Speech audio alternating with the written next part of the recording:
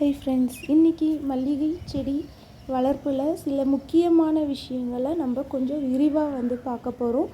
அதில் முதல்ல நம்ம பார்க்க வேண்டியது நல்ல சூரிய ஒளி வெளிச்சம் இருக்கணும். 6லேருந்து 8 மணி நேரம் நேரடி சூரிய ஒளியில் நம்ம மல்லிகை செடியை வச்சு வளர்க்கணும்.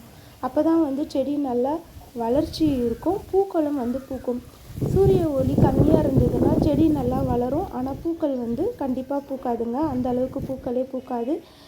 ஓரளவுக்கு கூட பூக்கள் இல்லாமலும் போகலாம். செடி மட்டுமே நல்லா வளரும். செடி நல்லா வளர வளர நம்ம முதல்ல இருந்தே செடி வளர்க்கும் பொழுதே நல்ல நீளமான கிளைகளை வெட்டி விடணுங்க. வெட்டி விடும் பொழுது அதிலிருந்து நிறைய பக்க கிளைகள் செடி இந்த மாதிரி நல்லா அடர்த்தியாக வளர ஆரம்பிக்கும்.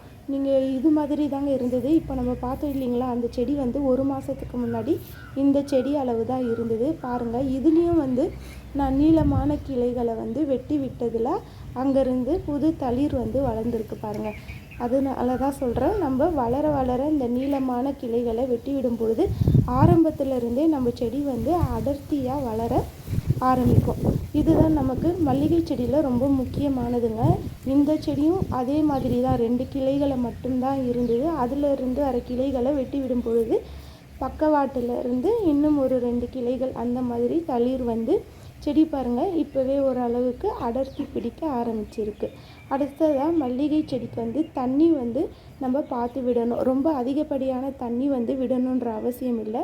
ஒரு கதகதப்பான சூழ்நிலையில் தான் செடி நல்லா தளிர் விட்டு வளரும்.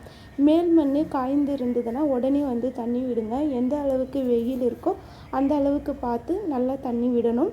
அதிகப்படியான தண்ணி விடுறதால செடி சுவாசிக்க முடியாமல் வேறு அழுகல் நோய் வரத்துக்கு வாய்ப்பு இருக்குது.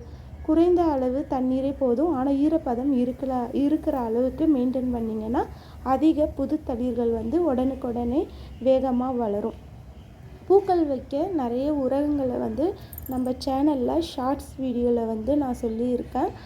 நீங்கள் அதை பார்த்து ஃபாலோ பண்ணிங்கன்னா உங்களுக்கு நிறைய உரங்களுக்கான ஐடியா உங்களுக்கு கிடைக்கும். எல்லா உரங்களுமே வீட்டில் இருந்து கிடைக்கக்கூடிய உரங்கள் தான் நான் கொடுத்துட்ருக்கேன்.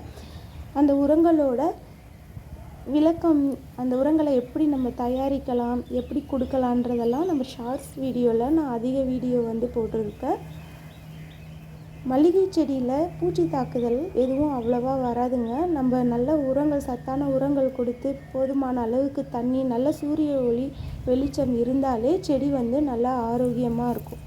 அடுத்ததாக பார்த்தோம்னா முக்கியமான விஷயம், மண்ணை அடிக்கடி வேர்பகுதியில் கிளறி விடணும்.